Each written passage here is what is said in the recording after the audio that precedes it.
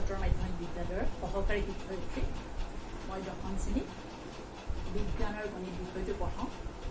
মৰমৰ ছাত্ৰ ছাত্ৰীসকল, আজি তোমালোকৰ কাৰণে মই সাধাৰণ বিজ্ঞানৰ 10 নম্বৰ অধ্যায়ৰ পোহৰ প্ৰতিফলন আৰু প্ৰতিফলন লাইট ৰিফ্লেকশ্যন এণ্ড ৰিফ্লেকশ্যন অধ্যায়টো লৈ আহিছোঁ। ছাত্ৰ ছাত্ৰীসকল, তোমালোকক মই যিহেতু পোহৰটো পঢ়াম, গতিকে প্ৰথমতে তোমালোকে জানিব লাগিব পোহৰনো কি। মানে পোহৰ এবিধ শক্তি। পোহৰ কি বস্তু জানানে? পোহৰ এবিধ শক্তি। পোহৰ এবিধ শক্তি। আমি জানো তাপো এবিধ শক্তি, তোমাৰ বিদ্যুতো এবিধ শক্তি, ঠিক সেইদৰে পোহৰো এবিধ শক্তি, শব্দ শক্তি। পোহৰ শক্তি, পোহৰক শক্তি বুলি কৈছে। শক্তিৰ এটা ধৰ্ম পোহৰতো থাকিব লাগিব। শক্তিয়ে কি কৰে? এটা শক্তিৰ পৰা আনটো শক্তিলৈ ৰূপান্তৰ হয়। এতিয়া লাইট এটা যেতিয়া জ্বলি থাকে, অলপ দেৰি জ্বলাৰ পিছত লাইটৰ বাল্বটো আমি হাতেৰে চুব নোৱাৰো, কিয় জানানে? গৰম হৈ যায়। অৰ্থাৎ পোহৰ শক্তিখিনি তাপ শক্তিলৈ ৰূপান্তৰ হ'ল। শক্তিৰ এটা গুণ আছে, তাৰমানে পোহৰ এবিধ শক্তি। এতিয়া সেই পোহৰে কোনো এটা বস্তু আমাক চোৱাত সহায় কৰে। তাৰমানে কি? তুমি এটা আন্ধাৰ ৰুমত সোমাই গৈছা, তুমিতো দেখা, চকুৰে দেখা, কিন্তু আন্ধাৰ ৰুম এটাত সোমাই যাওঁতে গোটেই বস্তুবোৰ তুমি নেদেখা, আন্ধাৰ আন্ধাৰ দেখিবা। কিন্তু যেতিয়া আমি লাইটটো জ্বলাই দিওঁ, লাইটটো জ্বলাৰ লগে লগে বস্তুবোৰ আমাৰ কি দৃশ্যমান হৈ গ'ল, ভিজিবল হৈ গ'ল। তাৰমানে কি? পোহৰ বস্তুটোৰ ওপৰত পৰি আপতিত হৈ প্ৰতিফলিত হ'ল। সেই প্ৰতিফলিত পোহৰে আমাৰ চকুত পৰিলে আৰু আমি বস্তুটো দেখিম, হয়নে? ঠিক তেনেকে দিনৰ ভাগত বস্তু কেনেকে দেখো? সূৰ্যৰ পোহৰ পৰে, বস্তুত পৰি প্ৰতিফলিত হয়, সেই প্ৰতিফলিত পোহৰ আমাৰ চকুত পৰে আৰু আমি বস্তুটো দেখা পাওঁ। গতিকে পোহৰ এবিধ শক্তি, ই বস্তুবিলাকৰ ওপৰত পৰি পেলাই বস্তুটো দৃশ্যমান কৰে, যিটো আমি দেখা পাওঁ। এতিয়া পোহৰৰ প্ৰতিফলন আৰু প্ৰতিসৰণ, বুজিছানে? দুটা পৰিঘটনা আছে। পোহৰৰ দুটা পৰিঘটনা, পোহৰ পৰি হৈছে ঘটনা দুটা, প্ৰতিফলন আৰু প্ৰতিসৰণ। আৰু ইয়াত সহায় লোৱা হৈছে ৰশ্মি চিত্ৰৰ সহায়ত। ৰশ্মি, আমি ৰে অপটিক্স, পোহৰ বিজ্ঞানত আমি ৰশ্মিটো ল'ম।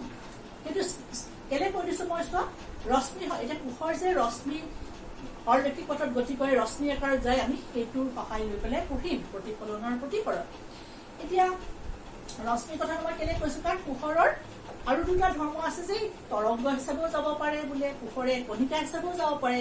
কিন্তু আমাৰ সেইখিনি আমাৰ পঢ়াৰ বিষয় নহয়। আমাৰ পঢ়াৰ বিষয় হৈছে পোহৰে ৰশ্মিৰ পথত গতি কৰে, ৰশ্মি দিচাকে। এতিয়া পোহৰে কেনেকে গতি কৰে? পোহৰে সৰল ৰৈখিক পথত গতি কৰে। জানানে পোহৰে কেনেকে গতি কৰে? সৰল ৰৈখিক পথত, ষ্ট্ৰেট লাইন। পোহৰে সৰলৰৈখিক পথত গতি কৰে, হয় নাই? এতিয়া চোৱা, পোহৰে সৰলৰৈখিক পথত গতি কৰাৰ তোমাৰ ধৰা এটা বেৰৰ জলঙা সৰু ফুটাই দি যেতিয়া পোহৰ পৰে, তেতিয়া দেখিবাচোন ধূলিকণাবোৰ এনেকে উৰি থাকে, নহয় নে? কি কাৰণে? পোহৰে সৰলৰৈখিক পথত ষ্ট্ৰেট লাইনত গতি কৰিছে কাৰণে আমি ধূলিকণাবোৰ দেখিছো ষ্ট্ৰেট লাইনত, হয় নাই? অৰ্থাৎ এই অধ্যায়ত যেতিয়া প্ৰতিফলন পঢ়িম আমি, পোহৰে যে সৰলৰৈখিক পথত, কোন পথত? ষ্ট্ৰেট লাইনত যে গতি কৰে, সেইটো ধৰি পেলাই আমি প্ৰতিফলন পঢ়িম।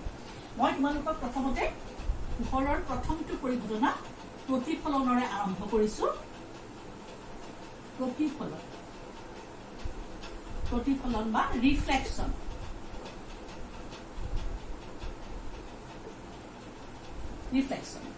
চোৱা, পোহৰৰ ৰশ্মি যেতিয়া কোনো এটা মাধ্যমৰ পৰা আহি পোহৰৰ ৰশ্মি এটা চকচকীয়া অস্বচ্ছ মাধ্যমত, এইটো চোৱা চিকচিকীয়া মাধ্যমত পৰিছে, এইটো কিন্তু পিছফালৰদৰ্শ অস্বচ্ছ, তাৰমানে ৰশ্মিটো পাৰ হৈ নাযায়।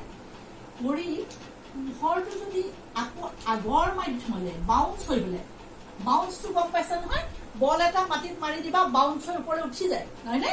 বল খেলিলে বলবোৰ এনেকে যেতিয়া খেলে প্লেয়াৰবিলাকে, বলটো বাউন্স হৈ যায়।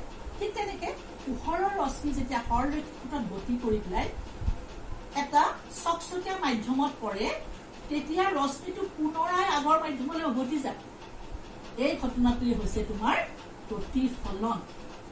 বুজি পাইছা? পোহৰৰ ৰশ্মি কোনো মাধ্যমৰ পৰা আহি, ধৰা এইটো বায়ু মাধ্যম, নহয় নে? বায়ু মাধ্যমৰ পৰা আহিছে, আহি এইটো চকচকীয়া মাধ্যমত পৰিছে, এটা চকচকীয়া কাঁচ মাধ্যমত পৰিছে, পিছফালৰ পৰা অস্বচ্ছ, আকৌ যদি আগৰ মাধ্যমলৈকে উভতি যায়, তাক কোৱা হয় পোহৰৰ প্ৰতিফলন। মনত ৰব, প্ৰতিফলন কাক বোলে? তাৰপিছত যিডাল ৰশ্মি আহি পৰেহি সেই পৰা ৰশ্মিডালৰ নাম কি জানানে? এডাল মই 1 নম্বৰ লিখিছো, যিডাল ৰশ্মি আহি পৰিব সেই ৰশ্মিডালৰ নাম হৈছে তোমাৰ আপতিত ৰশ্মি। আপতিত ৰশ্মি, ইনসিডেন্ট ৰে, ইনসিডেন্ট ৰে। তাৰপিছত যিটো বিন্দু ধৰা এ ও আপতিত ৰশ্মি, ও বিন্দুত পৰিছে নহয়, ও বিন্দুটো কি বুলি কয়? আপতন বিন্দু। আপতন বিন্দু, point of incidence, point of incidence, point of incidence. তাৰপিছত সেই ৰশ্মিটোত পৰি ৰশ্মিটো যেতিয়া উভতি যাব, এই 2 নম্বৰ ৰশ্মিটো, সেই 2 নম্বৰটো ৰশ্মিটোৰ নাম, উভতি যোৱা ৰশ্মিটোৰ নাম কি জানানে?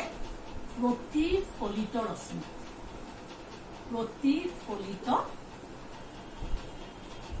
ৰশ্মি বা ৰিফ্লেক্টেড ৰে। আমি কিন্তু এতিয়া ৰিফ্লেকশন পঢ়া নাই দেই, ৰিফ্লেকশন পঢ়িছো। গতিকে সব ৰিফ্লেক্টেড, প্ৰতিফলন, ৰিফ্লেক্টেড ৰে। কি গম পালা?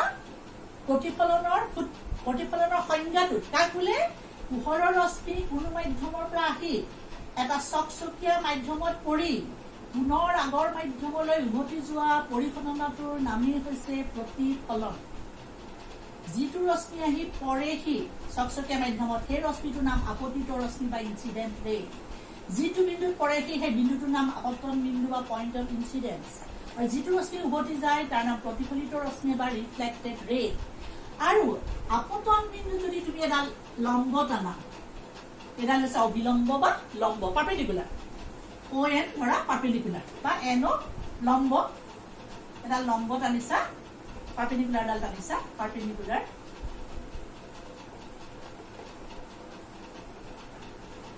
এডাল লম্ব যদি টানা সেইডাল হৈছে পাৰ্পেণ্ডিকুলাৰ লম্ব। এই গোটেইকেইটা বস্তু তুমি গম পালা। 1 নম্বৰ আপতিত ৰশ্মি, আপতন বিন্দু, প্ৰতিফলিত ৰশ্মি আৰু লম্ব। এই 4টা কথা গম পালা। প্ৰতিফলন এই 4টা বস্তু চিনি পাব লাগিব তুমি।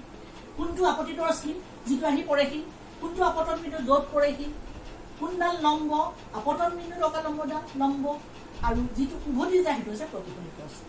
গতিকে ৰশ্মিকেইটা দেখাৰ লগে লগে তোমালোকে চিনি পাব লাগিব, কোনটো কি জানিব লাগিব।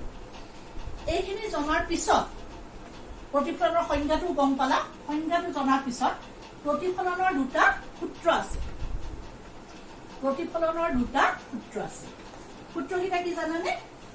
1 নম্বৰ সূত্ৰটো হৈছে আপতিত ৰশ্মি, আপতিত ৰশ্মি, প্ৰতিফলিত ৰশ্মি, প্ৰতিফলিত ৰশ্মি আৰু লম্ব একেখন সমতলত থাকে, একেখন সমতলত থাকে। আপতিত ৰশ্মি, প্ৰতিফলিত ৰশ্মি, অভিলম্ব একেখন সমতলত আছে, 1 নম্বৰ সূত্ৰ। 2 নম্বৰটো কি জানানে? আপতিত ৰশ্মিয়ে লম্বৰ লগত যদি এটা কোণ কৰে, কোণ তোমালোকে জানাই, কোণ হবলৈ আমাৰ এটা চুক লাগিব, দুডাল ৰেখা লগ লাগিলে এটা কোণ হয়। কোণ হবলৈ দুডাল ৰেখা লাগিবই। গতিকে এই আই কোণটো, আপতিত ৰশ্মিয়ে লম্বৰ লগত যিটো কোণ কৰে তাৰ নাম হৈছে আপতন কোণ, আৰু প্ৰতিফলিত ৰশ্মিয়ে লম্বৰ লগত যিটো কোণ কৰে তাৰ নাম হৈছে প্ৰতিফলন কোণ। 2টা কোণ উৎপন্ন হয়। কোণ দুডাল ৰেখা এটা কোণ উৎপন্ন কৰে বুলি তোমালোকে অংকত পাইছা, গণিতত পাইছা যে ইয়াত কোণ হৈছে। চোৱা, আপতিত ৰশ্মিয়ে লম্বৰ লগত এটা কোণ কৰিছে আই, প্ৰতিফলিত ৰশ্মিয়ে লম্বৰ লগত এটা কোণ কৰিছে আৰ। আৰু প্ৰতিফলনৰ সূত্ৰ মতে এই কোণটোক কয় আপতন কোণ। আপতন কোণ, আপতন কোণ সমান প্ৰতিফলন কোণ। আপতন কোণ সদায় প্ৰতিফলন কোণৰ, আপতন কোণ সদায় প্ৰতিফলন কোণৰ সমান হয়। আপতন কোণ আই আৰু প্ৰতিফলন কোণ তোমাৰ আৰ। এইকেইটা হৈছে প্ৰতিফলনৰ সূত্ৰ। আপতিত ৰশ্মি, প্ৰতিফলিত ৰশ্মি আৰু লম্ব একেখন সমতলতে থাকে। আমি একেখন সমতলত ৰাখিছো। 2 নম্বৰ আপতন কোণ প্ৰতিফলন কোণৰ সমান। আপতন কোণ কি বস্তু? আপতিত ৰশ্মিয়ে লম্বৰ লগত যিটো কোণ কৰে তাৰ নাম আপতন কোণ। প্ৰতিফলিত ৰশ্মিয়ে লম্বৰ লগত যিটো কোণ কৰে তাৰ নাম হৈছে প্ৰতিফলন কোণ। আপতন কোণৰ চিম্বলটো আই দি, আই মানে ইনচিডেন্ট, ইংলিছত ইনচিডেন্ট আপতন, সেইকাৰণে আই। প্ৰতিফলনৰ ইংলিছটো হৈছে ৰিফ্লেকশ্যন, সেইকাৰণে আই। আপতন কোণ প্ৰতিফলন কোণৰ সমান। বুজি পাইছা? এইখিনি হৈছে তোমাৰ প্ৰতিফলন কাক বোলে, প্ৰতিফলনৰ সূত্ৰ আৰু আপতিত ৰশ্মি, প্ৰতিফলিত ৰশ্মি, লম্ব চিনাকি কৰাই তোমালোকক মই দিছো। গতিকে মই ভাবো তোমালোকে প্ৰতিফলন কাক বোলে সূত্ৰকেইটা নিশ্চয় পাৰিবা আৰু লিখি লৈছা বুলি মই ভাবিছো। মই কৈছোৱে কাগজ কলম উলিয়াই লোৱা, লিখি যোৱা, তেতিয়া তোমালোকে বুজি পাবা।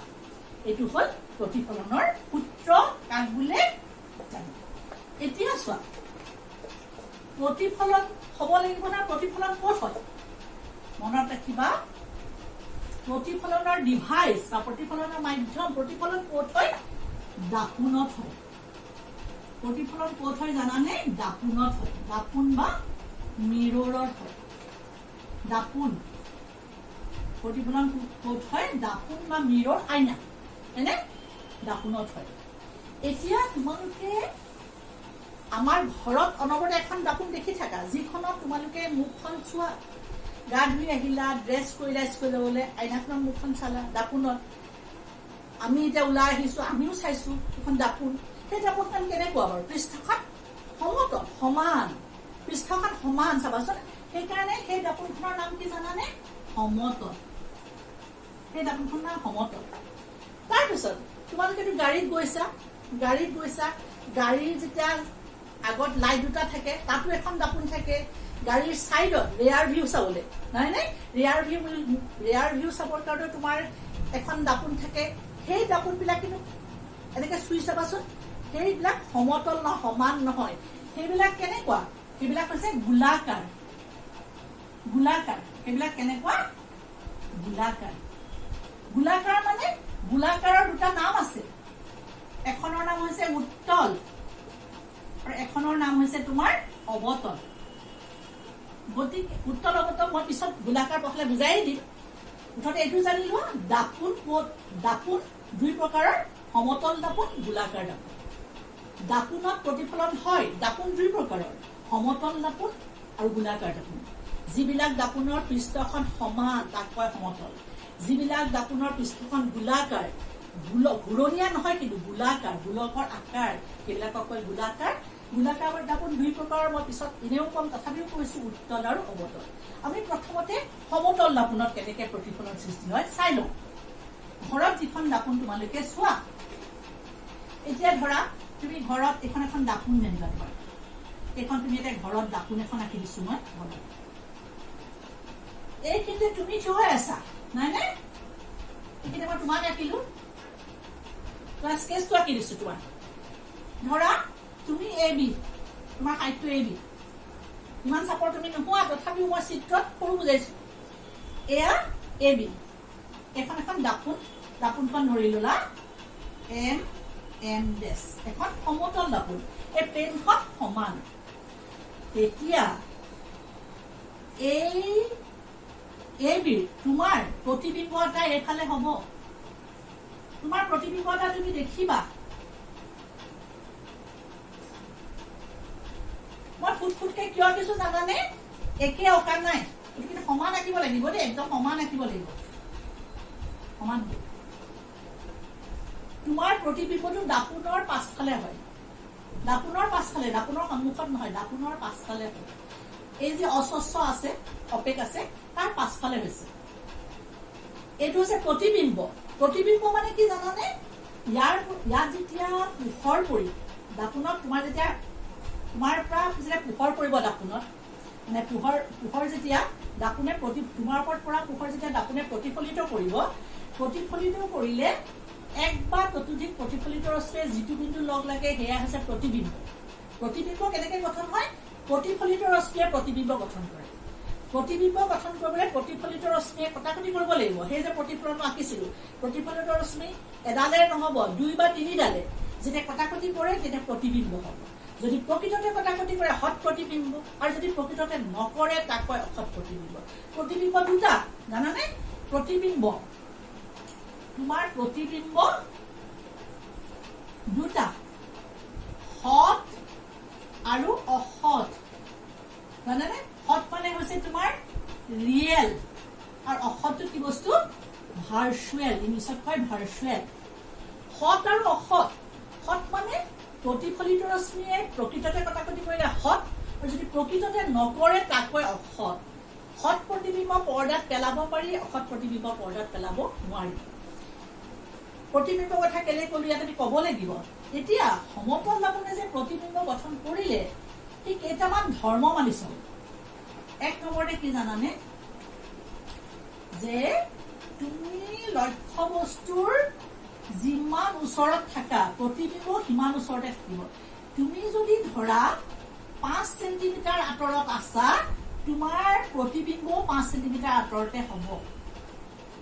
তাৰমানে তুমি যদি লক্ষ্য বস্তু, এইটো হৈছে প্ৰতিবিম্ব, লক্ষ্য বস্তুৰ দূৰত্ব দাপোনৰ পৰা প্ৰতিবিম্বৰ দূৰত্বৰ সমান।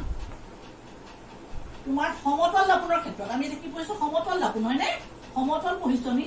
সমতল দাপোনৰ ক্ষেত্ৰত, সমতল দাপোনৰ ক্ষেত্ৰত লক্ষ্য বস্তুৰ দূৰত্ব, তোমাৰ লক্ষ্য বস্তুৰ দূৰত্ব সমান প্ৰতিবিম্বৰ দূৰত্ব, প্ৰতিবিম্বৰ দূৰত্ব। এক নম্বৰ ধৰ্মটো লক্ষ্য বস্তুৰ যিমান দূৰত্ব থাকে প্ৰতিবিম্ব সিমান দূৰত্ব। 2 নম্বৰ ধৰ্মটো কি জানানে? লক্ষ্য বস্তুৰ যিমান আকাৰ প্ৰতিবিম্ব সিমান আকাৰ। তুমি যদি 3 ফুট ওখ, তোমাৰ প্ৰতিবিম্বটো 3 ফুটীয়াই হ'ব। 5 ফুটীয়া নোপোৱা, বা 10 ফুটীয়া নোপোৱা, বা 1 ফুটীয়া নোপোৱা। তোমাৰ যিমান আকাৰ, লক্ষ্য বস্তুৰ আকাৰ প্ৰতিবিম্বৰ আকাৰ সমান। তুমি যিমান ওখ সিমান ওখাই ওলাবা, তাতকে বেছি নোলোৱা। লক্ষ্য বস্তুৰ আকাৰ সমান প্ৰতিবিম্বৰ আকাৰ, প্ৰতিবিম্বৰ আকাৰ। লক্ষ্য বস্তুৰ আকাৰ প্ৰতিবিম্বৰ আকাৰৰ সমান হয়। 3 নম্বৰতে প্ৰতিবিম্ব কি হয় জানানে? প্ৰতিবিম্ব অসৎ। মই কৈছোৱে প্ৰকৃততে কটাকটি নকৰে, অসৎ, এক দাপোনত পেলাব নোৱাৰি, আৰু থিয়। অসৎ আৰু থিয়, আপৰাইট, ষ্ট্ৰেইট, এনেকে ওলোটা নহয়।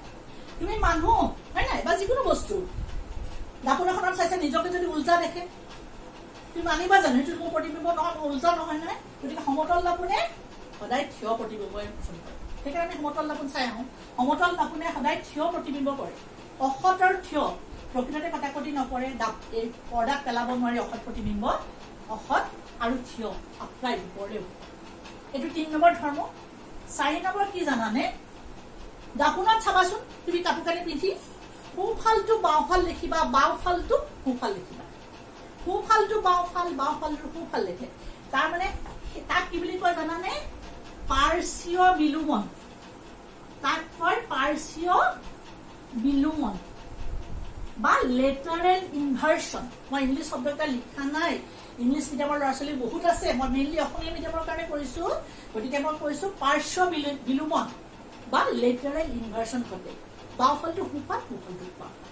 গতিকে চোৱা, সমতল দাপোনত যেতিয়া প্ৰতিবিম্ব গঠন হয়, সমতল দাপোনৰ সন্মুখত যেতিয়া এজন মানুহ বা যিকোনো বস্তু ৰখা হয়, তেতিয়া সমতল দাপোনখনে কেইটামান ধৰ্ম মানি চলে। 1 নম্বৰ ধৰ্মটো হৈছে লক্ষ্য বস্তুৰ দূৰত্ব প্ৰতিবিম্বৰ দূৰত্বৰ সমান। তাৰমানে দাপোনৰ তুমি যিমান আগত থাকিবা, প্ৰতিবিম্ব তোমাৰ সিমান পাছত গঠন হ'ব। 2 নম্বৰটো কৈছে লক্ষ্য বস্তুৰ আকাৰ, তোমাৰ যিমান আকাৰ প্ৰতিবিম্ব সিমান। লক্ষ্য বস্তুৰ আকাৰ প্ৰতিবিম্বৰ আকাৰৰ সমান।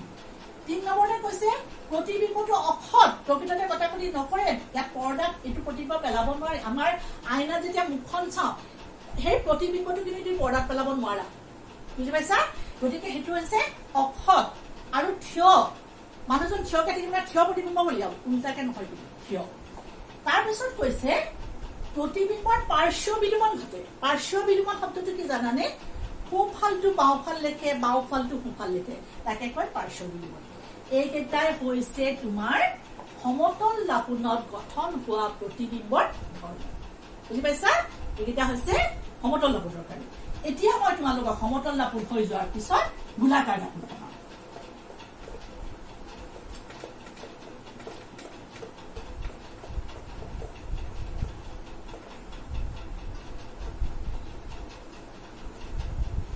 সমতল দাপোন হৈ যোৱাৰ পিছত মই তোমালোকক এতিয়া গোলাকাৰ দাপোনৰ কাৰণে পঢ়াম।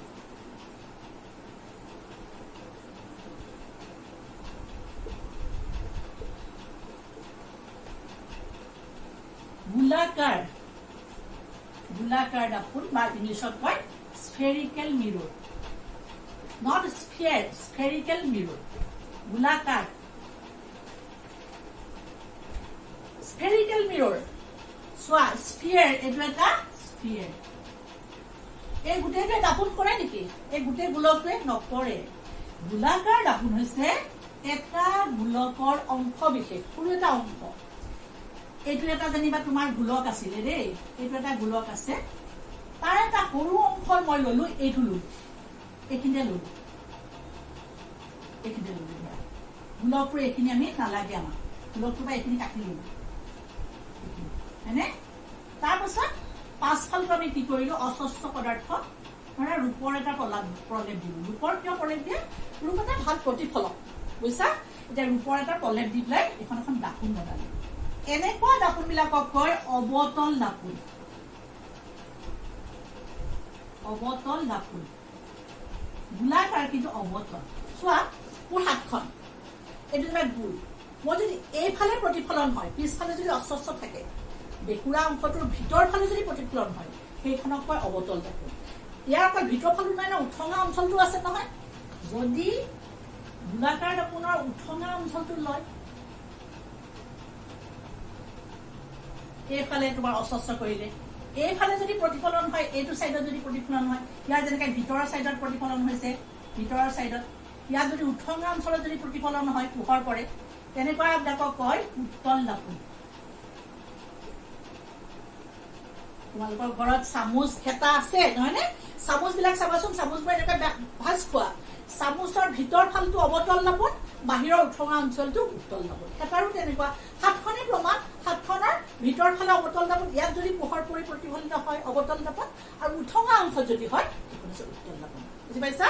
এতিয়া চোৱা অৱতল দাপোন আৰু উত্তল দাপোনত কেনেকে প্ৰতিফলন হয়। আৰু অৱতল দাপোন বা উত্তল দাপোন হৈছে গোলাকাৰ গোলক এটাৰ অংশ বিশেষ। তাৰমানে ইয়াত এনেকে লগাই দিলে তুমি এইটো গোলকৰ পৰা এইখন কাটি লৈছো, আকৌ এইটো গোলকৰ পৰা তুমি এইখন কাটি লৈছা, হয়? গতিকে এইবিলাক হৈছে, আমি বাকী দুখন নালাগে, আমি এইখিনিৰ ওপৰতে আলোচনা কৰিম। এতিয়া অৱতল দাপোনে কোৱা বা উত্তল দাপোনে কোৱা গোলাকাৰ দাপোনৰ ক্ষেত্ৰত কেইটামান ভৌতিক ৰাশিৰ, কেইটামান ৰাশিৰ সংজ্ঞা তোমালোকে জানিব লাগিব দাপোন সংক্ৰান্তীয়। এই সংজ্ঞাকেইটা মই কৈছো, চোৱা এই সংজ্ঞাকেইটা কি জানানে? গোলাকাৰ দাপোনৰ ক্ষেত্ৰত এক নম্বৰতে হৈছে মেৰু, মেৰু বা পোল, মেৰু বা পোল। গোলাকাৰ দাপোন এখনৰ, অৱতলে হওক বা উত্তলে হওক, গোলাকাৰ দাপোন এখনৰ এই যিটো মধ্যবিন্দু, এই মধ্যবিন্দুটোক কোৱা হয় মেৰু বা পোল। ইয়াৰ কাৰণে পি এইটো, ইয়াৰ কাৰণে পি ধৰা এইটো। গতিকে মেৰুটো দাপোনখনত থাকে, মেৰুটো ক'ত থাকে? দাপোনখনত, মেৰু বা পোল। তাৰপিছত গোলকটো তুমি এটা গোলাকাৰ দাপোনখন এটা গোলকৰ অংশ বিশেষ, just A part of A sphere, এটা গোলকৰ অংশ বিশেষ। গতিকে যিটো গোলকৰ পৰা কাটি লৈছা তাততো এটা চেণ্টাৰ থাকিব, গোলক বৃত্ত স্ফিয়াৰ, স্ফিয়াৰৰ কেন্দ্ৰ থাকিব নহয়নে? চি, ইয়াৰো এফালে এটা চি থাকিব। এই চিটো কিন্তু চেণ্টাৰ বুলি কোৱা নাই, চেণ্টাৰ অফ কাৰ্ভেচাৰ বা ভাঁজ কেন্দ্ৰ বুলি কৈছে। কিয় ভাঁজ কেন্দ্ৰ কৈছে জানানে? চেণ্টাৰ অফ কাৰ্ভেচাৰ বা ভাঁজ কেন্দ্ৰ কিয় কৈছে? যে এইটো এটা ভাঁজ, বেকা এনেকে ভাঁজ খাইছে না, বস্তুটো ভাঁজ খাইছে, সেইকাৰণে এইটো কয় ভাঁজ কেন্দ্ৰ। ভাঁজ কেন্দ্ৰটো কিন্তু দাপোনৰ ভিতৰত নাথাকে, হয়নে? ভাঁজ কেন্দ্ৰ দাপোনৰ ভিতৰত নাথাকে। মেৰুটো কিন্তু আপোনাৰ দাপোনখনতে আছিলে, দাপোনৰ মাজৰ বিন্দুটো মেৰু আছিলে, ভাঁজ কেন্দ্ৰ বাহিৰত আছে। গতিকে ২ নম্বৰ পইণ্টটো কি পালা তুমি? ২ নম্বৰটো পালা ভাঁজ কেন্দ্ৰ, ভাঁজ কেন্দ্ৰ বা centre of curvature, centre of curvature, centre of curvature. ভাস্কেন্দ্ৰ এইটো যেনে মেৰু যেনেকে পিৰ দ্বাৰা বুজাই, ভাস্কেন্দ্ৰ তোমাৰ চিৰ দ্বাৰা বুজাই, চেণ্টাৰ চি। এতিয়া ভাস্কেন্দ্ৰ আৰু মেৰু যদি তুমি সংযোগ কৰি দিয়া, ভাস্কেন্দ্ৰ মেৰু যদি এনেকে সংযোগ কৰি দিয়া, এডাল অক্ষ পাবা, নহয়নে? ভাস্কেন্দ্ৰ মেৰু সংযোগ কৰি দিলে এডাল ৰেখা পোৱা যায়, যিডাল ৰেখা তোমাৰ দাপোনখনৰ ওপৰত লম্ব। ভাস্কেন্দ্ৰ মেৰু সংযোগ কৰিলে যিডাল ৰেখা পোৱা যায়, সেই ৰেখাডালৰ নাম হৈছে মুখ্য অক্ষ বা প্ৰিন্সিপাল এক্সিছ। সেই ৰেখাডাল দাপোনখনৰ ওপৰত লম্ব, বুজি পাইছা? 3 নম্বৰতে তুমি কি পালা? মুখ্য অক্ষ, নহয়নে? 3 নম্বৰতে পালা তুমি মুখ্য অক্ষ বা প্ৰিন্সিপাল এক্সিছ, প্ৰিন্সিপাল এক্সিছ বা মুখ্য অক্ষ। মুখ্য অক্ষডাল কি হয় তোমাৰ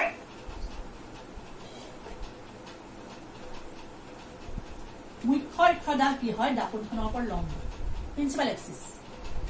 এতিয়া তোমালোকৰ কিতাপখন যেতিয়া মেলি ল'বা দেখিবা তাত এটা পৰীক্ষা কৰিব দিছে যে সূৰ্যৰ পোহৰ এখন গোলাকাৰ দাপোনত পৰিবলৈ দিছে, গোলাকাৰ উত্তলে হওক বা অৱতলে হওক পৰিবলৈ দিছে দাপোনখনত, সূৰ্যৰ পৰা অহা পোহৰ। তাৰ ওচৰত এখন কাগজ থৈছে, দাপোনখনৰ ওচৰত দেখিবা যে বহুত দেৰি যেতিয়া সূৰ্যৰ পোহৰ পৰিব কাগজখন জ্বলিবলৈ আৰম্ভ কৰিব, ধোঁৱা ওলাব, জ্বলিব। কিয় জ্বলিব জানানে? সূৰ্যৰ পোহৰ বহুত দূৰৰ পৰা আহে, বহুত দূৰৰ পৰা যেতিয়া পোহৰ আহিব সেই পোহৰ সদায় লম্ব হ'ব। পোহৰৰ ৰশ্মি যেতিয়া বহুত দূৰৰ পৰা যেতিয়া পোহৰ আহিব সেই পোহৰ কেনেকে আহে? পেৰেলেলি, সমান্তৰালকে আহে। দাপোনৰ ওপৰত লম্ব, কেনেকে আহে? পেৰেলেলি আহে। অসীমৰ পৰা, সূৰ্যটো বহুত দূৰত আছে বুলি ধৰিছা, হয় সূৰ্য দূৰত আছে, গতিকে সূৰ্যৰ পৰা যেতিয়া পোহৰ আহিব সেই পোহৰৰ ৰশ্মিবোৰ পেৰেলেলি আহে, সমান্তৰালকে আহি পেলাই যেতিয়া দাপোনত পৰিব, দাপোনত পৰাৰ পিছত সেই অৱতল দাপোনৰ ক্ষেত্ৰত সেই ৰশ্মিবোৰ এটা বিন্দু অভিমুখে যায়, জানানে?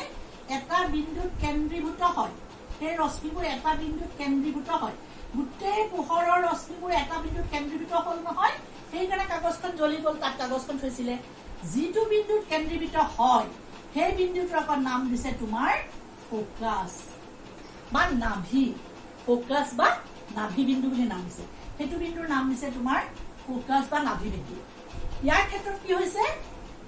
অৱতল দাপোনৰ ক্ষেত্ৰত সূৰ্যৰ পৰা ৰশ্মিবোৰ সমান্তৰালকে আহি দাপোনৰ এটা মুখ্য অক্ষৰ এটা বিন্দুত লগ লাগিছে, কেন্দ্ৰীভূত হৈছে, অভিসাৰী হৈছে, এটা বিন্দু অভিমুখে গৈছে, অভিসাৰী হৈছে, গতিকে প্ৰকৃততে ইয়াত লগ লাগিছে, নহয় নে? এইটো হট ফোকাছ হৈছে। তাৰমানে ফোকাছৰ ক্ষেত্ৰত হট অক্ষৰ নকয়, তথাপিও কৈছো প্ৰকৃততে কটাকটি কৰিছে, প্ৰকৃততে লগ লাগিছে, গতিকে এইটো হৈছে এটা ফোকাছ। উত্তৰৰ ক্ষেত্ৰত কি হ'ব চোৱা, উত্তৰৰ ক্ষেত্ৰত যেতিয়া এনেকে পোহৰ আহি পেলাই পৰিবহি উত্তৰৰ ক্ষেত্ৰত, সেই ৰশ্মি উত্তল দাপোনৰ ক্ষেত্ৰত কিন্তু এনেকে বাউন্সৰ ওপৰত এনেকে অপসাৰী হৈ যায়, এই ৰশ্মিবোৰ এনেকে অপসাৰী হৈ যায়, বুজি পাইছা? এনেকে, কাৰণ একেটা মাধ্যমলৈ উভতি আহিব লাগিব নে? এনেকে উভতি আহিব লাগিব। ইয়াত ৰশ্মিবোৰ একেটা মাধ্যমলৈ আহিছে, এনেকে উভতি আহে, গতিকে এইফালেতো কটাকটি কৰিব নোৱাৰে অপসাৰী ৰশ্মিয়ে, সেই ৰশ্মিবোৰ এনেকে পিছলে বঢ়াই দিয়া হয়, পিছলে বঢ়াইলে যিটো বিন্দু প্ৰাপ্তি কৰিব সেইটোৰ নাম হৈছে ফোকাছ। গতিকে অৱতল দাপোনৰ ক্ষেত্ৰত সূৰ্যৰ পৰা অহা সমান্তৰাল ৰশ্মিবোৰ মুখ্য অক্ষৰ এটা বিন্দুত কেন্দ্ৰীভূত হয়, আৰু উত্তল দাপোনৰ ক্ষেত্ৰত সূৰ্যৰ পৰা অহা সমান্তৰাল ৰশ্মিবোৰ দাপোনত পৰিলে মুখ্য অক্ষৰ এটা বিন্দুৰ পৰা অপসাৰী হৈ যোৱা যেন লাগে, মুখ্য অক্ষৰ এটা বিন্দুৰ পৰা কি হয় তোমাৰ অপসাৰী হৈ যোৱা যেন, কোনকে আঁকিবা দেই? সমান্তৰাল ৰশ্মি অপসাৰী হৈ যোৱা যেন লাগে, গতিকে এইটো হৈছে ফোকাছ। গতিকে দাপোন দুখনত তুমি আৰু এটা বস্তু পালা, 4 নম্বৰ বস্তু এটা পালা, ফোকাছ এফ, হয়, 1, 2, 3, 4 দাপোনখন অঁকা নাই যেনিবা, মই মুখ্য অক্ষৰডালে আঁকিছো যেনিবা, পলৰ পৰা আৰম্ভ হৈছিলে, হয়। তাৰপিছত এইটো যিটো গোলকৰ অংশ তাৰ কেন্দ্ৰটো ভাস্কেন্দ্ৰ আছিলে, হয়। ফোকাছটো আকৌ কি চোৱা, দাপোনখন অবতলে হওক বা উত্তলে হওক এই দৈৰ্ঘ্যটোক কোৱা হয় গবাক্ষ মানে দাপোনৰ গোলকৰ যেতিয়া ব্যাস থাকে এডাল ইয়াক ব্যাস বুলিয়ে ধৰিছে ইয়াৰ গতিকে অবতলে হওক বা উত্তলে হওক ধৰা mm ডেছ এটা mm ডেছ এখন অবতল দাপোন বা ln এখন উত্তল দাপোন এই দৈৰ্ঘ্যটো mm ডেছ ln এই দৈৰ্ঘ্যটো কোৱা হয় গবাক্ষ বা এপাৰ্চাৰ গবাক্ষ বা এপাৰ্চাৰ আৰু গবাক্ষ এটা সৰু লোৱা হয় স্মল এপাৰ্চাৰ মানে দাপোনখনৰ এপাৰ্চাৰটো এই হেৰিটো কম বুজিছা এতিয়া চোৱা ফোকাছটো গবাক্ষ যদি কম হয় এই মুখ্যখন ফোকাছটো এনেকুৱা হয় সদায় ভাঁজ কেন্দ্ৰৰ পোলৰ মাজত হয় বুজিছা ভাঁজ কেন্দ্ৰ আৰু পোলৰ মাজত ফোকাছটো হয় ভাঁজ কেন্দ্ৰৰ পোলৰ মাজত হয় তাৰ মানে কি বাৰু আৰু দাপোনৰ ক্ষেত্ৰত দূৰত্ববিলাক সদায় পোলৰ পৰা জুখিব গতিকে চোৱা PC পোলৰ পৰা যদি জুখে PC পোলৰ পৰা কেন্দ্ৰলৈ তোমালোকে বৃত্তত পাইছিলা নহয় কেন্দ্ৰৰ পৰা পৰিধিলৈ যোৱা ৰেখাডালক আমি কি বুলি কৈছিলো বাৰু ব্যাসাৰ্ধ কেন্দ্ৰৰ পৰা পৰিধিলৈ যোৱা ৰেখাডালক আমি কি কৈছিলো ব্যাসাৰ্ধ ঠিক তেনেকে এইটোতো গোলকৰ অংশ গতিকে এই কেন্দ্ৰৰ পৰা এইটো পৰিধি বুলি ধৰা এখন গোলাকাৰ দাপোন পৰিধিলৈ গৈছে এই ৰেখাডাল হৈছে ব্যাসাৰ্ধ PC ব্যাসাৰ্ধ আৰু PC যিহেতু এখন সম্পূৰ্ণ গোলাকাৰ নহয় সম্পূৰ্ণ গোল নহয় গোলাকাৰ গতিকে এই ব্যাসাৰ্ধটোৰ নাম হৈছে ভাঁজ ব্যাসাৰ্ধ ভাঁজ ব্যাসাৰ্ধ তাক আৰৰ দ্বাৰা বুজোৱা হয় ভাঁজ ব্যাসাৰ্ধ আৰ তাৰমানে ৰেডিয়াছটো আৰ তাৰ পাছত পোলৰ পৰা যদি ফোকাছলৈ দূৰত্বটো জোখা PF কোৱা হয় ফোকাছ দূৰত্ব PF কোৱা হয় ফোকাছ দূৰত্ব F দূৰত্ব বুজাবলৈ স্মল f দিছো বিন্দুটো বুজাবলৈ কেপিটেল F দিছো ফোকাছ বিন্দুটো কেপিটেল F বুজাইছো মেৰুৰ পৰা জুখিব লাগে সেইকাৰণে PF হৈছে ফোকাছ দূৰত্ব F এতিয়া গোলাকাৰ দাপোনৰ ক্ষেত্ৰত ভাঁজ ব্যাসাৰ্ধ আৰু ফোকাছ দূৰত্বৰ মাজত এটা সম্পৰ্ক আছে সৰু গবাক্ষৰ দাপোনৰ বাবে গবাক্ষ সৰু ল'বই লাগিব গবাক্ষটো সৰু ল'লেহে এইটো এই গোটেইকেইটা বিন্দু একেটা লাইনতে থাকে তাৰ প্ৰধান অক্ষত থাকে এডাল প্ৰধান অক্ষ গতিকে প্ৰধান অক্ষত কি কি বিন্দু আছে চোৱা P আছে F আছে C আছে আকৌ F টো এনেকুৱাকে আছে P আৰু C ৰ মাজত তাৰমানে P আৰু C ৰ মাজত মানে কি F সমানে দুভাগ কৰিছে অৰ্থাৎ কি হ'ব যে সম্বন্ধটো হৈছে PF টো হৈছে F হয় নাই F টো দুগুণ হ'ব এইটো যদি F ৰ মান এইখিনি সমান F টো দুগুণ তাৰমানে R twice F গোলাকাৰ দাপোনৰ ক্ষেত্ৰত এইটো সম্পৰ্ক মনত ৰাখিবা R twice F যেতিয়া তোমালোকে হায়াৰ ক্লাছ পঢ়িবা এইটো প্ৰমাণ কৰিব লাগে তোমালোকৰ ইয়াত এতিয়া প্ৰমাণ কৰিব নালাগে জাষ্ট মনত ৰাখা সৰু গবাক্ষৰ গোলাকাৰ দাপোনৰ বাবে ভাঁজ ব্যাসাৰ্ধ R ফোকাছৰ দুগুণ R twice F বা F R/2 হয় এতিয়া তোমালোকৰ কিতাপত এটা অংক আছে অংকটো কেনেকুৱা দিছে জানানে কিতাপত দেখিবা যে এখন গোলাকাৰ দাপোনৰ ভাঁজ ব্যাসাৰ্ধ এনেকে দিছে এখন গোলাকাৰ দাপোনৰ ভাঁজ ব্যাসাৰ্ধ তোমাৰ 32 সেন্টিমিটাৰ হলে ফোকাছ কিমান ফোকাছ দূৰত্ব কিমান ফোকাছ দূৰত্ব কিমান ওলাবলৈ কৈছে ভাঁজ ব্যাসাৰ্ধ মানে তোমালোকে জানা R ফোকাছ দূৰত্ব মানে F তোমালোকে জানা যে F তোমালোকে জানা যে R twice F এতেকে F R/2 এনেকে লিখি দিবা F twice F R twice F F R/2 R ৰ মান বহালা 32 2ৰে হৰণ কৰি দিলা গতিকে ফোকাছটো কিমান পালা 16 সেন্টিমিটাৰ পাৰিবানে এতিয়া গোলাকাৰ দাপোনৰ ক্ষেত্ৰত ভাঁজ ব্যাসাৰ্ধ আৰু ফোকাছৰ মাজত এটা সম্পৰ্ক আছে সম্পৰ্কটো হৈছে R twice F তাৰমানে ভাঁজ ব্যাসাৰ্ধ ফোকাছ দূৰত্বৰ দুগুণ বা ফোকাছ দূৰত্ব ভাঁজ ব্যাসাৰ্ধৰ আধা। যদি ভাঁজ ব্যাসাৰ্ধৰ কথা কোৱা ফোকাছৰ দুগুণ, যদি ফোকাছৰ কথা কোৱা ভাঁজ ব্যাসাৰ্ধৰ আধা। অংকত তেনেকে মান বহাই দিবা। R = টুৱাইছ এফ, য'ত যিটো মান বহাব লাগে। এফটো সদায় সৰু হ'ব আৰতকে, কাৰণ এফটো মাজত আছে। টুৱাইছ এফ, এফটো দুগুণ কৰিলে R পায়, গতিকে Rটো সদায় ডাঙৰ, এফটো সৰু। বুজি পাইছা? এইটো হৈছে তোমাৰ গোলাকাৰ দাপোনৰ ফোকাছ আৰু ভাঁজ ব্যাসাৰ্ধৰ মাজত। এতিয়া এইখিনি জনাৰ পাছত তোমালোকে জানিব লাগিব প্ৰতিবিম্ব কেনেকে গঠন হয়। প্ৰতিবিম্ব গোলাকাৰ দাপোনত প্ৰতিবিম্বৰ গঠন।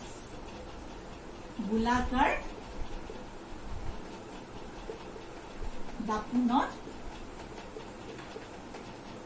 প্ৰতিবিম্বৰ গঠন। গোলাকাৰ দাপোনত প্ৰতিবিম্বৰ গঠন। Image formation by spherical mirror.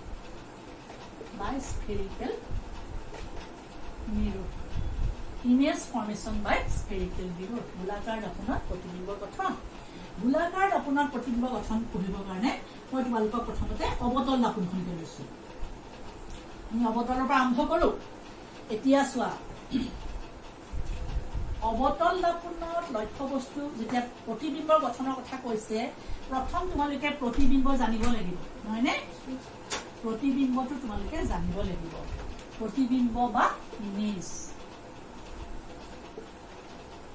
প্ৰতিবিম্ব বা ইমেজ হৈছে প্ৰতিফলনৰ পাছত দুই বা ততোধিক প্ৰতিফলিত ৰশ্মিয়ে যিটো বিন্দুত কটাকটি কৰে তাকে কোৱা হয় প্ৰতিবিম্ব।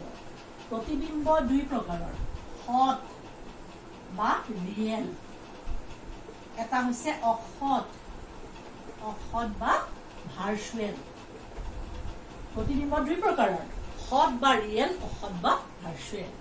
এতিয়া অৱতল দাপোনত চাবাচোন, তোমালোকে ঘৰত যেতিয়া এখন চামুচ লৈ চাবা, দেখিবা প্ৰতিবিম্বটো দেখিবা ওলোটা দেখিবা, কিন্তু চামুচৰ এনেকুৱা অৱতল ফালে ঘৰত কৰি চাবা তোমালোকে প্ৰত্যেকে। এতিয়া চোৱা, অৱতল দাপোনত মই প্ৰতিবিম্ব গঠন কৰিব খুজিছো। প্ৰতিবিম্ব কাক বোলে কলো? দুই বা ততোধিক প্ৰতিফলিত ৰশ্মিয়ে য'ত কটাকটি কৰে তাকে কয় প্ৰতিবিম্ব। প্ৰতিবিম্ব দুই প্ৰকাৰৰ, সৎ আৰু অসৎ। যদি প্ৰতিফলিত ৰশ্মিয়ে প্ৰকৃততে কটাকটি কৰে তাক কয় সৎ, আৰু যদি প্ৰকৃততে কটাকটি কৰি পেলাই গঠন কৰে তাক কয় অসৎ। কেনেকে হয় মই তোমালোকক এতিয়া দেখুৱাম। দুই বা ততোধিক প্ৰতিফলিত ৰশ্মি লাগে নহয়, মই অৱতল দাপোনৰ ক্ষেত্ৰতে তোমালোকক দেখুৱাইছো। চোৱা, এইখন অৱতল দাপোনৰহে সৰু বাক্যৰ এখন অৱতল দাপোন আঁকিছো। অৱতল দাপোনৰ যেতিয়া প্ৰতিবিম্বৰ গঠন কৰিবলগীয়া হয়, তোমালোকৰ প্ৰতিবিম্বৰ গঠন কৰিবৰ কাৰণে তোমালোকে দুই বা ততোধিক ৰশ্মি লাগিব। প্ৰথম ৰশ্মিটো সদায় বিবেচনা কৰা হয় প্ৰধান অক্ষৰ সমান্তৰালকে, এক নম্বৰ ৰশ্মি মানে প্ৰতিবিম্ব আঁকিবৰ কাৰণে। আৰু প্ৰধান অক্ষৰ সমান্তৰালকে যোৱা ৰশ্মি সদায় কাৰ মাজেদি যায়? ফোকাছৰ মাজেদি যায়। ফোকাছ এইটো পি, যদি পি এফ ইমান হয় সমান দূৰত্ব তোমালোকে চিটো ল'ব লাগিব। চি, এইটো হ'ল এক নম্বৰ ৰশ্মি। এতিয়া প্ৰতিফলিত ৰশ্মি এটাহে পালা, কটাকটি কৰিবলৈ প্ৰতিফলিত ৰশ্মিহে কটাকটি কৰিব লাগিব প্ৰতিবিম্ব হবলৈ।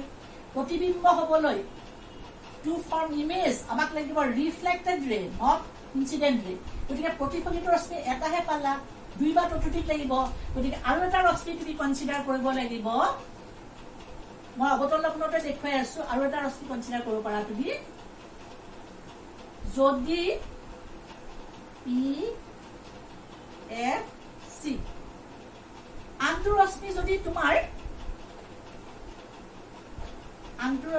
তোমাৰ ভাঁজ কেন্দ্ৰৰ মাজেদি যায়, আনটো ৰশ্মি যদি ভাঁজ কেন্দ্ৰৰ মাজেদি গৈ দাপোনত পৰে, সেই ৰশ্মিটো অহা বাটে উভতি যায়। গতিকে এইটো এটা প্ৰতিফলিত ৰশ্মি পালো, এইটো যেনেকে পালো এইটো এটা প্ৰতিফলিত পালো। দুই নম্বৰ ৰশ্মিটো ল'ব পাৰা, ভাঁজ কেন্দ্ৰৰ মাজেদি যোৱা অহা বাটে উভতি যায়।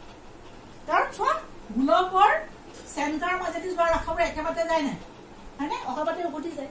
গতিকে এইটো পালা দুই নম্বৰ।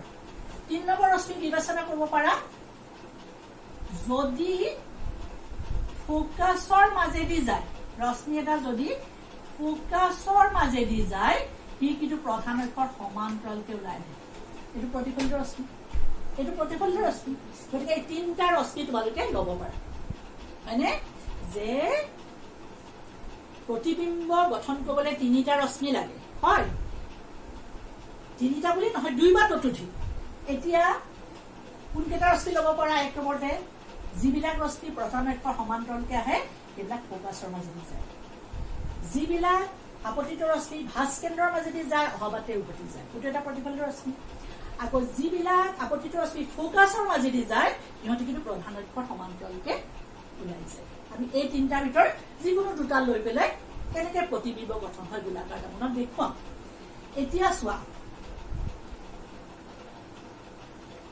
মই এখন অৱতল দাপোনৰ ক্ষেত্ৰত তোমালোকক কৰি দেখুৱাম তাৰ কাৰণে তোমালোকে প্ৰথমতে অৱস্থানকেইটা জানিব লাগিব এখন দাপোন হয় লক্ষ্য বস্তুৰ অৱস্থান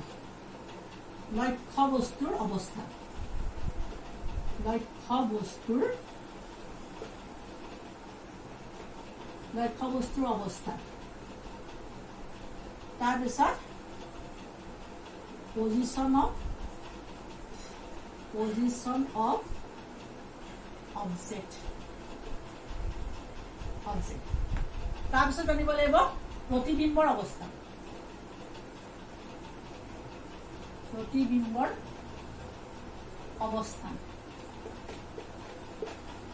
বা পজিশন অফ ইমেজ এনেকে তোমালোকে জানিব লাগিব এতিয়া চোৱা চাৰ্টখন পাতি তোমালোকে কৰিব লাগিব এনেকে চাৰ্ট বনাব লাগিব এতিয়া লক্ষ্য বস্তুৰ অৱস্থান বুলি ক'লে অৱস্থানকেইটা মই লিখিছো প্ৰথম অৱস্থানটো লক্ষ্য বস্তুটোৰ থাকে ক'ত জানানে অসীমত লক্ষ্য বস্তু থাকে অসীমত চিম্বলত আমি অসীমটো ইনফিনিটি লক্ষ্য বস্তু ইনফিনিটি থাকে দুই নম্বৰতে অসীম আৰু ভাঁজ কেন্দ্ৰৰ মাজত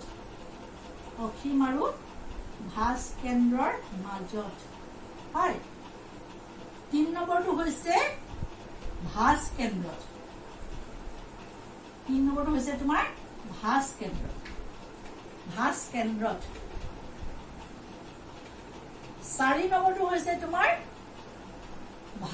কেন্দ্ৰ আৰু ফোকাছৰ মাজত ভাঁজ কেন্দ্ৰ আৰু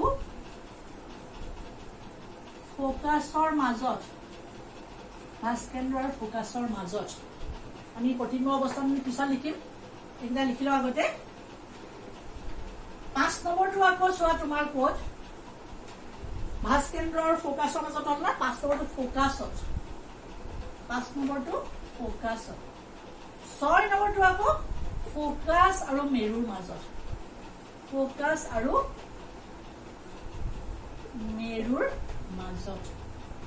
ক'ত ক'ত অৱস্থানকেইটা তোমালোকে কিন্তু জানিব লাগিব দেই লক্ষ্য বস্তুৰ অৱস্থান গোলাকাৰ দাপোনৰ ক্ষেত্ৰত ক'ত ক'ত ৰখা হয় অসীমত ৰখা হয় অসীম আৰু ভাঁজ কেন্দ্ৰৰ মাজত ৰখা হয় অসীমত ইনফিনিটি অসীম আৰু ভাঁজ কেন্দ্ৰৰ মাজত ইনফিনিটি এন চিৰ মাজত হয়নে তাৰপিছত ভাঁজ কেন্দ্ৰত চিতে ৰাখে তাৰপিছত ভাঁজ কেন্দ্ৰৰ ফোকাছৰ মাজত চি এন এফৰ মাজত হয় তাৰপিছত ফোকাছতে ৰাখে এফত তাৰপিছত ফোকাছ আৰু মেৰুৰ মাজত এফ আৰু পিৰ মাজত ৰাখে এইকেইটা অৱস্থান তোমালোকে জানি ল'ব লাগিব তোমালোকে এনেকে ধুনীয়াকে লিখি ল'ব লাগিব আৰু সেই বস্তুটো বুজি পাবৰ কাৰণে তুমি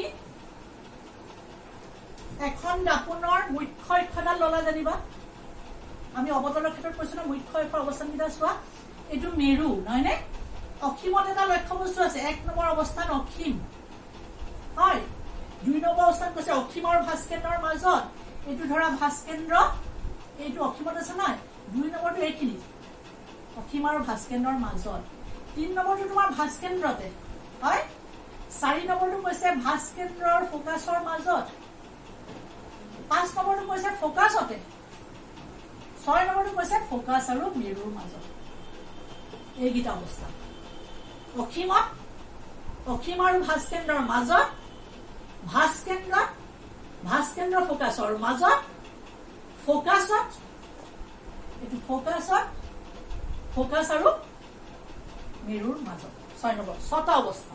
এতিয়া 6টা অৱস্থানত কেনেকে হয় মই তোমালোকক আঁকি দেখাইছো। চোৱা,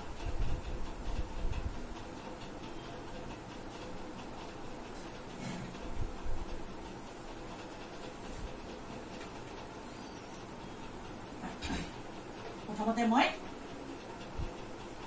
এফালৰ পৰা আঁকিছো 1 নম্বৰ অৱস্থাটোৰ কাৰণে আঁকো।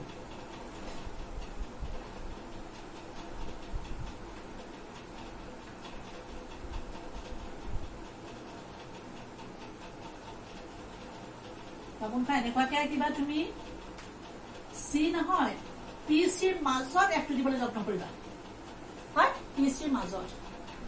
এতিয়া চোৱা, লক্ষ্য বস্তু এবাৰ ৰাখিছা 1 নম্বৰ অৱস্থানত ৰাখিছা, অসীমত ৰাখিছা। লক্ষ্য বস্তু ক'ত থৈছা তুমি? অসীমত। লক্ষ্য বস্তুটো অসীমত ৰাখিছা না? অসীমৰ পৰা ৰশ্মিবিলাক যেতিয়া আহে সদায় সমান্তৰালকে আহে। এই ৰশ্মি কেনেকে আহিছে? সমান্তৰালকে।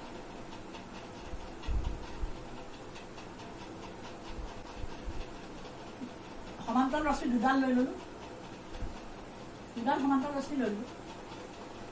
দুডাল সমান্তৰাল ৰশ্মি যেতিয়া লবা তেতিয়া দেখিবা যে ক'ত প্ৰতিবিম্ব গঠন কৰিছে? ফ'কাছত।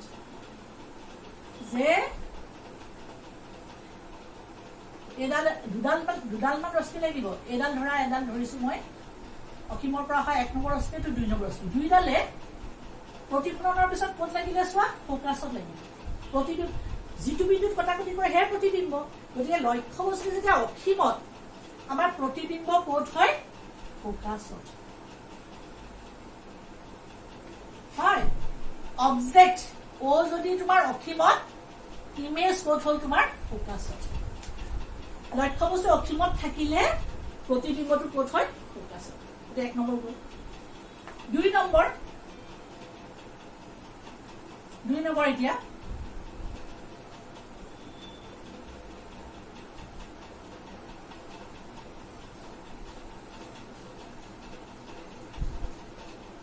এইটো কোণ, এইটো ধৰা ফ'কাছ ধৰিছো, সমান দূৰত্বত এইটো হ'ব ভাস্কেন্দ্ৰ। 2 নম্বৰটো কৈছে কি যে অসীম আৰু ভাস্কেন্দ্ৰৰ মাজত, অসীম বাহিৰলৈ আছে নাই, এইখিনি থব ভাস্কেন্দ্ৰৰ মাজত। অসীম আৰু ভাস্কেন্দ্ৰৰ পৰা তাৰমানে বাহিৰলৈ। এতিয়া ইয়াৰ আমি আঁকিম, এইটো লক্ষ্য বস্তু অৱস্থান, এইটো এটা আঁকিলো প্ৰধান ৰেখাৰ সমান্তৰালকে। সদায় প্ৰধান ৰেখাৰ সমান্তৰালকে এটা আছে, কোনকে আঁকিবা দেই? সমান্তৰালকে গ'লে সি কাৰ মাজেদি যায় বুলি কৈছো মই? সি সদায় ফ'কাছৰ মাজেদি যায়। ফ'কাছৰ মাজেদি যায়। গ'ল ফ'কাছৰ মাজেদি। এতিয়া মই কি কৰিলো? ফ'কাছৰ মাজেদি গ'ল নহয়, আনটা ৰশ্মি মই কি দুটা লাগিব না, প্ৰতিফলন ৰশ্মি এটাহে হ'ল, মিনিমাম আৰু এটা লাগিব। গতিকে মই এবাৰ ভাস্কেন্দ্ৰৰ মাজেদি আঁকিম। ভাস্কেন্দ্ৰৰ মাজেদি গ'লে অহাবাতে উভতি গ'ল। এইটো এটা প্ৰতিফলিত ৰশ্মি, এইটো এটা প্ৰতিফলিত ৰশ্মি, এইটো কিন্তু কটাকটি কৰিলে নহয় নে? এইটো চোৱা, এইটো প্ৰতিবিম্ব। গতিকে যেতিয়া অবজেক্ট তোমাৰ অবজেক্ট ক'ত আছিলে? চি ইনফিনিটি আৰু চিৰ মাজত আছিলে নহয় জানো? 2 নম্বৰ কুৱেশ্যন। তেতিয়া প্ৰতিবিম্ব তোমাৰ ক'ত গঠন হ'ল? ক'ত হ'ল? চি আৰু এফৰ মাজত। ক'ত হ'ল? চি আৰু এফৰ মাজত। প্ৰতিবিম্ব ক'ত গঠন হ'ল? চি আৰু এফৰ মাজত। আৰু এটা কথা মন কৰা, প্ৰতিটো ক্ষেত্ৰতে তুমি লক্ষ্য বস্তু অৱস্থান জানিলা, অসীমত থাকিলে প্ৰতিবিম্ব ফ'কাছত হয়। এতিয়া প্ৰতিবিম্ববোৰ কেনেকুৱা হৈছে বাৰু? ইয়াত সৰু হৈছে, বিন্দু সদৃশ, ডিমিনেছ, সংকুচিত। কিন্তু প্ৰকৃততে কটাকটি কৰিছে হট আৰু ওলোটা। তাত ওলোটা হৈছে নাই বাৰু? গতিকে এইটো ক্ষেত্ৰত ইয়াৰ কি হ'ব? হট হৈছে, হট বিন্দু সদৃশ, বিন্দু আকাৰৰ, হয় নাই? হট বিন্দু আকাৰৰ আৰু ওলোটা হৈছে inverted, real, point size and inverted. এইটো ক্ষেত্ৰতো চোৱা, এইটো পইণ্ট হোৱা নাই, কিন্তু সংকুচিত হৈছে। কি হৈছে? প্ৰতিবিম্ব কেনেকুৱা হৈছে? সংকুচিত, সংকুচিত হৈছে। আকৌ প্ৰকৃততে কটাকটি কৰিছে, গতিকে হট হৈছে আৰু কি হৈছে ওলোটা হৈছে তোমালোকে যেতিয়া অংকবিলাক কৰিবা অংকবিলাকত সোধে প্ৰতিবিম্বৰ অৱস্থান আকাৰ প্ৰকৃতি লিখা অৱস্থান বুলি ক'লে ক'ত হৈছে এইটো লিখিলা অৱস্থান ক'ত হৈছে অসমীয়াত হ'লে ফোকাছৰ আৰু আকাৰ কেনেকুৱা বিন্দু আকাৰৰ বা সংকুচিত তেনেকুৱা লিখিলা আৰু প্ৰকৃতি কি হক আৰু চিধা নে ওলোটা ওলোটা তাৰপিছত 3 নম্বৰ কাৰণে পালা 4 নম্বৰ কাৰণে চোৱা পজিশ্যন কেইটা চোৱা 4 নম্বৰ ক'ত আছে বাৰু তোমাৰ 1 নম্বৰ গ'ল 2 নম্বৰ গ'ল সৰি 4 নম্বৰ নহয় 3 নম্বৰ 3 নম্বৰটো কিন্তু তোমাৰ ইম্পৰ্টেণ্ট মই 3 নম্বৰটো এখিনি লিখিছো কেনে ইম্পৰ্টেণ্ট পৰীক্ষা প্ৰায় আহে ভাস কেন্দ্ৰত আছে লক্ষ্য বস্তু চোৱা লক্ষ্য বস্তু যেতিয়া 3 নম্বৰ কুৱেশ্যনটো হৈছে ভাস কেন্দ্ৰ যেতিয়া লক্ষ্য বস্তু ভাস কেন্দ্ৰত হয় এইটো পি নহয় নে এইটো পি সমান দূৰত্বত এফ লিখিবা সমান দূৰত্বত পাৰিলে চিটো লিখিবা তেতিয়া কি হয় চোৱা যে ভাস কেন্দ্ৰতে 3 নম্বৰ লক্ষ্য বস্তু আছে এটা আপতিত ৰশ্মি দিলা প্ৰধান ৰেখাৰ সমান্তৰালকে এইটোতো দিবাই দিলে সি কাৰ মাজেদি গ'ল ফোকাছৰ মাজেদি গ'ল এইটো প্ৰতিফলিত ৰশ্মি ফোকাছৰ মাজেদি দ্বিতীয় ৰশ্মিটো এনে ভাস কেন্দ্ৰৰ মাজেদি দিওঁ কিন্তু ভাস কেন্দ্ৰতে বস্তুটো আছে সেইকাৰণে আমি 2 নম্বৰ ৰশ্মিটো কাৰ মাজেদি পঠালো সৰি 2 নম্বৰ ৰশ্মিটো পঠালো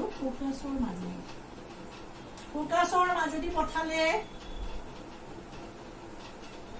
দেখিবা এইটো এটা প্ৰতিফলিত ৰশ্মি এইটো এটা প্ৰতিফলিত ৰশ্মি এইটো বিন্দুত কটাকটি কৰিছে নহয় এইটো বিন্দুত কটাকটি কৰিলে ফোকাছৰ মাজেদি যেতিয়া ৰশ্মি এটা আপতিত হয় প্ৰধান ৰেখাৰ সমান্তৰালকে ওলাই আহে গতিকে প্ৰতিবিম্ব কোণ গঠন কৰিলে বাৰু ভাস কেন্দ্ৰতে গঠন কৰিলে জানেনে প্ৰতিবিম্ব কোণ গঠন কৰিলে ভাস কেন্দ্ৰতে গঠন কৰিলে এটা 3 নম্বৰ ক্ষেত্ৰটো কিন্তু ইম্পৰ্টেণ্ট পৰীক্ষাত খুব আহে যে ভাস কেন্দ্ৰত লক্ষ্য বস্তু থাকিলে প্ৰতিবিম্ব ক'ত হ'ব ভাস কেন্দ্ৰতে হ'ব মোৰ অকণমান সৰু ডাঙৰ দেখিছে কিন্তু আকাৰটো কিন্তু সমান হয় দেই আকাৰটো সদায় সমান হয় গতিকে এইটো কি হ'ল ও ক'ত আছিলে ও আছিলে ভাস কেন্দ্ৰ ও আছিলে ভাস কেন্দ্ৰত হয় ও আছিলে ভাস কেন্দ্ৰত চি গতিকে প্ৰতিবিম্ব ইমেজ ক'ত হ'ল ইমেজো হৈ গ'ল ভাস কেন্দ্ৰত ইমেজো হৈ গ'ল ভাস কেন্দ্ৰত আৰু আকাৰ আকাৰ কিমান হ'ল সমান আকাৰ লক্ষ্য বস্তুৰ সমান প্ৰতিবিম্ব লক্ষ্য বস্তুৰ সমান প্ৰকৃতি কেনেকুৱা হৈছে হট হৈছে আৰু ওলোটা প্ৰকৃততে কটাকটি কৰিছে গতিকে হট আৰু ওলোটা এইটো এনেকে চিধাকে আছিলে কিন্তু ওলোটাকে হ'ল গতিকে হট এইটো পৰীক্ষাত খুব আহে 3 নম্বৰটো লক্ষ্য বস্তু যদি ভাস কেন্দ্ৰত থাকে প্ৰতিবিম্ব ক'ত হ'ব ভাস কেন্দ্ৰতে হ'ব কেনেকুৱা হ'ব আকাৰটো সমান প্ৰকৃতি হট আৰু ওলোটা এইবিলাক ৰে ডায়াগ্ৰাম তোমালোকক খুব ইম্পৰ্টেণ্ট অংক কৰোঁতে ৰে ডায়াগ্ৰাম লাগিবই গতিকে এইকেইটা চাব লাগিব 3 নম্বৰ হ'ল তাৰপিছত 4 নম্বৰ কুৱেশ্যন তোমালোকে এইকেইটা আঁকিছা বুলি মই ধৰি লৈছো এতিয়া মই 4 নম্বৰ কুৱেশ্যনটো আকৌ চোৱা 4 নম্বৰটো ক'ত আছে ভাস কেন্দ্ৰৰ ফোকাছৰ মাজত হয়নে 4 নম্বৰটো আছে তোমাৰ এখন সৰুকে আঁকিলা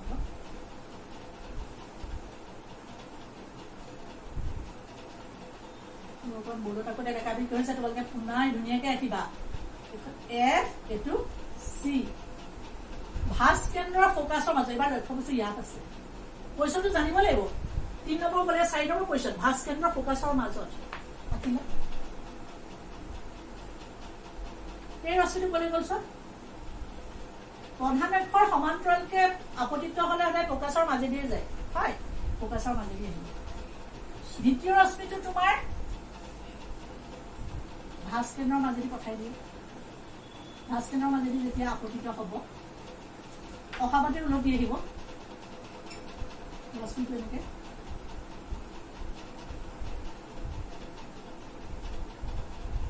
অহাবাতে উলটি আহিব নহয়নে গতিকে আমি ক'ত পালো চিৰ বাহিৰত যেতিয়া ভাস কেন্দ্ৰৰ ফোকাছৰ মাজত থাকে চিৰ বাহিৰত অসীমত নহয় চিৰ বাহিৰত আৰু এবাৰ ডাঙৰ পালো প্ৰতিবিম্ব হট আৰু ওলোটা ডাঙৰ এইটো চিৰ বাহিৰত পালো গতিকে তুমি লিখিব পাৰা অবজেক্টটো ক'ত থাকিব অবজেক্ট ডিষ্টেন্সটো অবজেক্ট থাকিব চি আৰু এফৰ মাজত চি আৰু এফৰ মাজত গতিকে প্ৰতিবিম্ব ইমেজটো ক'ত হৈছে তোমাৰ চিৰ বাহিৰত হৈছে চিৰ বাহিৰত আকাৰ আকাৰ এবাৰ কেনেকুৱা হৈছে বিবৰ্ধিত ডাঙৰ হৈছে নহয় নে ম্যাগনিফাই আকাৰ হৈছে বিবৰ্ধিত বা ম্যাগনিফাই আৰু প্ৰকৃতি কেনেকুৱা হৈছে প্ৰকৃতি হৈছে তোমাৰ হট হৈছে আৰু উলুটা হৈছে হট আৰু উলুটা তোমালোকে মন কৰিছে নে অবতল নামুনে প্ৰতিটো প্ৰতিবিম্ব হট কৰিছে উলুটা কৰিছে এতিয়ালৈকে সব হট আৰু উলুটা পজিশন বেলেগ বেলেগ হৈছে প্ৰথমতে বিন্দু আকৃতি হৈছিলে তাতকে অকমান ডাঙৰ হ'ল তাতকে সমান আকাৰৰ হ'ল এবাৰ আকৌ বেছি ডাঙৰ হ'ল বিবৰ্ধিত হ'ল এটো হৈছে তোমাৰ আমাৰ পজিশন নাম্বাৰ 4 হল এতিয়া আমাৰ দুটা পজিশন আছে 5 আৰু 6 5 আৰু 6 তোমাৰ আঁকি দিছো 5 টো চোৱা 5 নম্বৰ পজিশনটো কোন আছে ফোকাসত 5 নম্বৰ পজিশনটো তোমাৰ যেতিয়া লক্ষ্য বস্তু তোমাৰ ফোকাসত থাকে এটু পি এটু এফ এটু সি সমান সমানকে আঁকিবা 5 নম্বৰ পজিশনটো কৈছে যে লক্ষ্য বস্তু যদি ফোকাসত থাকে এটা ফোকাসত থাকিলে তুমি এটু আঁকিলা আঁকি পেলাই ফোকাস উপরে আঁকিলে না এটু প্ৰধান ৰেখাৰ সমান্তৰালকে আঁকি পেলাই কি ফোকাসৰ মাজেদি যাব ফোকাসৰ মাজেদি গৈছে প্ৰধান ৰেখাৰ সমান্তৰালকে আহিছে নহয় আপতিত হৈছে ফোকাসৰ মাজেদি দ্বিতীয়টো ৰশ্মি তুমি দ্বিতীয়টো ৰশ্মি তুমি যদি ভাঁজ কেন্দ্ৰৰ মাজেদি যোৱাবলৈ যত্ন কৰা ভাঁজ কেন্দ্ৰৰ মাজেদি গ'ল নহয় তেতিয়া চাবা ৰশ্মিটো অহাবাদে গ'ল নহয় এই দুটা ৰশ্মিয়ে কিন্তু এই প্ৰতিফলিত ৰশ্মি দুটাই কিন্তু কটাকটি নকৰে কটাকটি কৰা নাই সিহঁতি কটাকটি কৰিবগে ক'ত কৰিব জানা নাই সিহঁতি একদম অসীমত কৰিবগে গতিকে চোৱা ও যদি তোমাৰ ফোকাসত থাকে আই হয় কথা আৰু এটা আছে মোৰ আই হ'ব তোমাৰ অসীমত আই হ'ব অসীমত আৰু আকাৰ হাইলি ম্যাগনিফাইড অতি বিবৰ্ধিত আকাৰটো কি হ'ব অতি অতি বিবৰ্ধিত এটো আহে তোমাৰ অতি বিবৰ্ধিত আৰু প্ৰকৃতি একে হ'ব হট উলুটা হট আৰু উলুটা আকাৰটো হাইলি ম্যাগনিফাইড আৰু প্ৰকৃতিটো কি হৈছে হট আৰু উলুটা এটো হৈছে 5 নম্বৰ পজিশন এতিয়া মই তোমালোকৰ লাষ্টটো আঁকি দিছো 6 নম্বৰটো 6 নম্বৰটো কোন আছিলে এটো এটা ইম্পৰ্টেন্ট তোমালোকৰ 6 নম্বৰটো চোৱা পোল ফোকাস ভাঁজ কেন্দ্ৰ পোল আৰু ফোকাসৰ মাজত যদি থাকে লক্ষ্য বস্তু প্ৰধান ৰেখাৰ সমান্তৰালকে আপতিত হৈ পেলাই কি হ'ল ফোকাসৰ মাজেদি আহিলে নহয় নে ফোকাসৰ মাজেদি আহিলে প্ৰধান ৰেখাৰ সমান্তৰালকে আপতিত হৈছে ফোকাসৰ মাজেদি আহিলে দ্বিতীয়টো তুমি কি কৰিলা ভাঁজ কেন্দ্ৰৰ মাজেদি দিলা ভাঁজ কেন্দ্ৰৰ মাজেদি গ'লে অহাবাতে হৈ গ'ল এই দুডাল ৰশ্মিয়ে কিন্তু এইফালে লগ নালাগে অসীমতো এইফালে লগ নালাগে এই দুডাল ৰশ্মি যদি এইফালে লগ নালাগে তেতিয়াহ'লে সেই ৰশ্মি দুডালক পিছলে বঢ়াই দিয়া হয় এইটো ফোকাসত লাগিছিল নহয় এনেকে পিছলে বঢ়াই দিয়া হয়